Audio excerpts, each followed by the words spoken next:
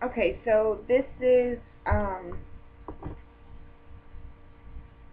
day 11, 6, 6, 2011 of the Casey Anthony trial that is going on. First, today was very drawn out. The only person that we've seen today was Dr. Arpad Voss, and he is with the what they call the Body Farm in Tennessee. Um, they basically at first just discuss his background and what the Body Farm uh, does. He's a forensic expert.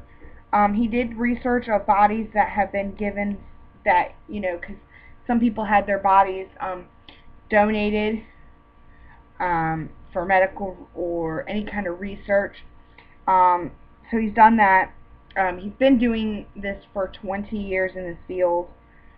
He researched many aspects of decomposing bodies, such as being buried above ground,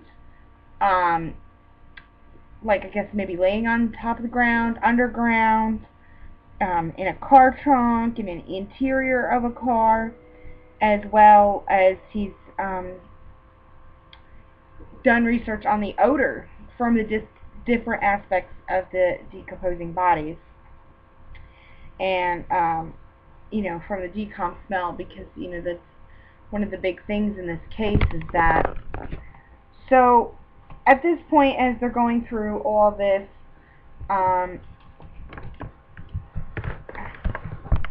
Casey Anthony just looked very bored.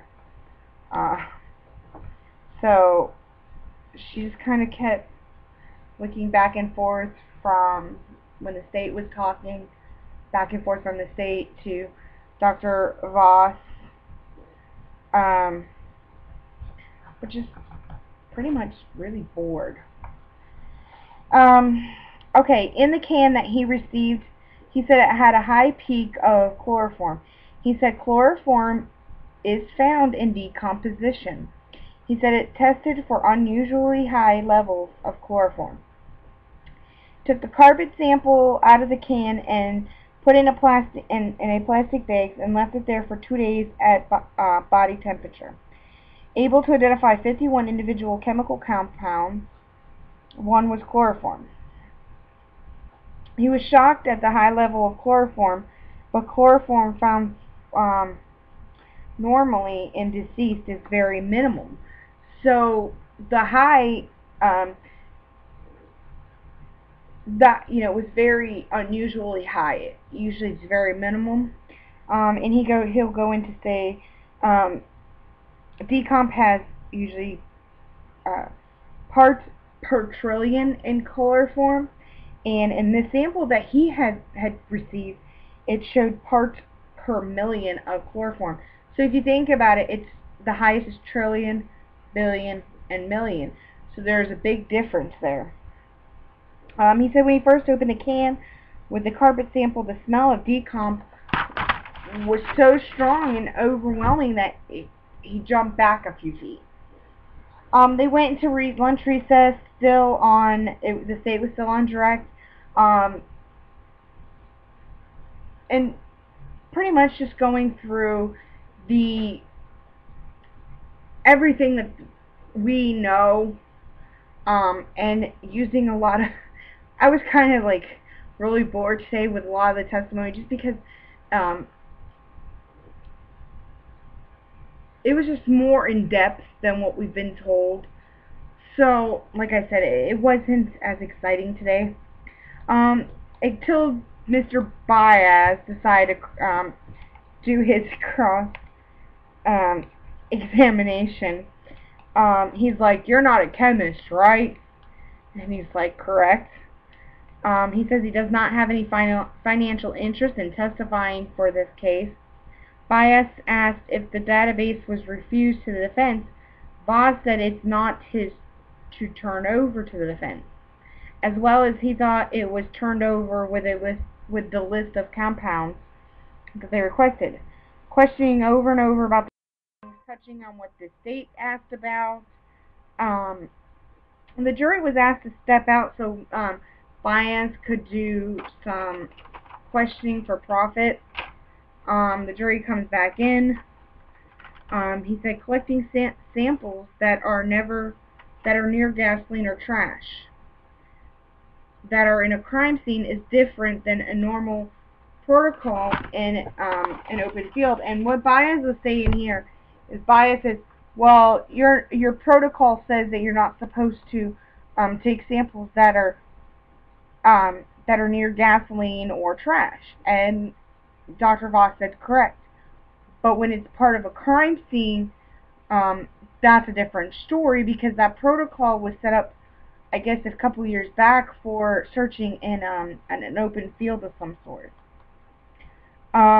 Basically, by asking him about him not being the one to collect the carpet samples and air samples, like at the garage where the car was, and Gerardo Blosi took samples, and some other gentleman, and just went over and over and over on that. There was a few times that the judge told Baez to move on because objections were sustained. The state had objected to some things. The state did a redirect and had to ask questions about royalties. Now, Baez, during cross, Baez had talked about him getting royalties from this patent of this machine for, I believe it was, if my memory serves me correctly, it was for the air samples of decomp. And I guess at the Fry hearing, because the state brought up that, because that was at the Fry hearing, the state said, well, didn't you have to go and ask about questions about royalties and stuff like that? Because this is this man's passion. What I got from him on the stand today was that this is his passion. He's been doing it for 20 years. This is his job. This is just his passion in life to make things easier, so to speak, looking for decomposing bodies.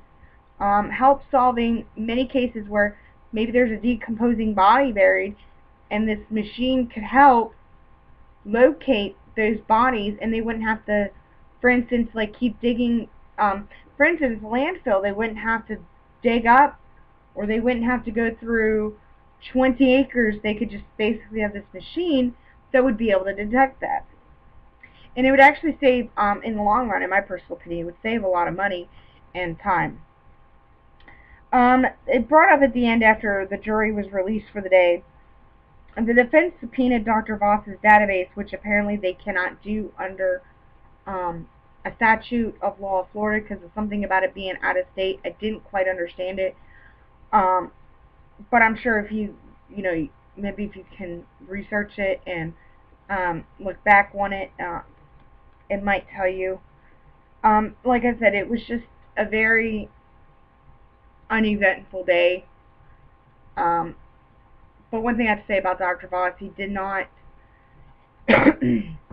let Baez get to him. Baez was coming at him from every angle. Oh, one thing that Mr. Baez said too is about some of the compounds that he found that have to do with decomposing a decomposing body. He's like, well, it could come from a hamburger, right?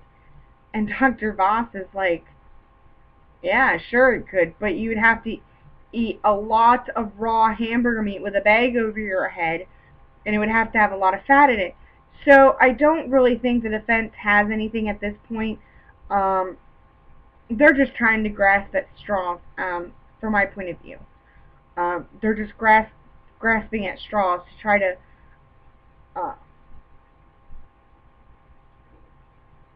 trying to basically throw every piece of evidence out.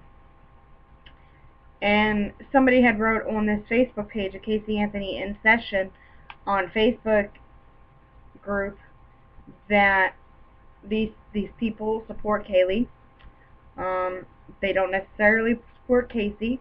This one girl wrote something very funny and very true, and it went along, I'm paraphrasing here, went along the lines like, Dear Judge, please throw out all the scientific evidence and all the scientific testimony and everything that would point to my clients, air samples, so forth and so on.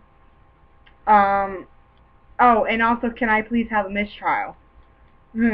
Thank you. Or, uh, have a mistrial, and it says Jose Baez.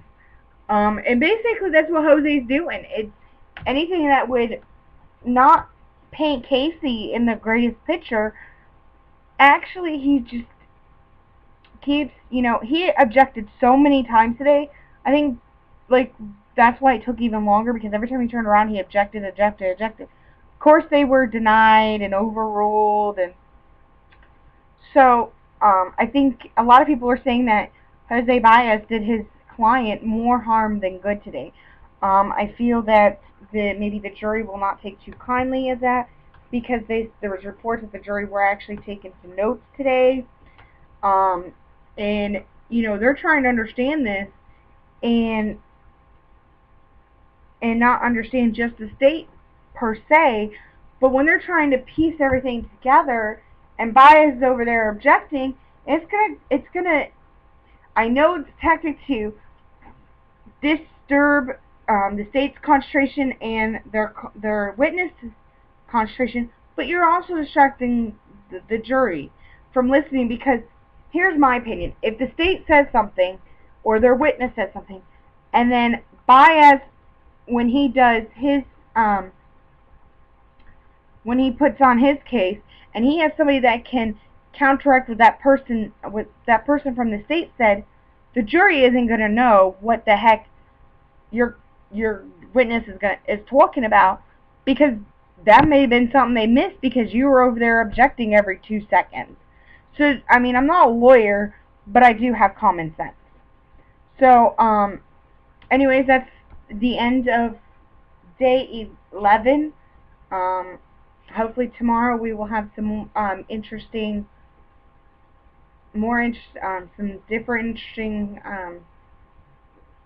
witnesses from the state. They gave the judge about approximately June 17th they would be done. And they said that's just approximate. They could be done 2 days before, they could be done a day before, but that's just, or they could be done 2 days after, but that's just their best guesstimate. Stay tuned as I give more updates of the Casey Anthony trial.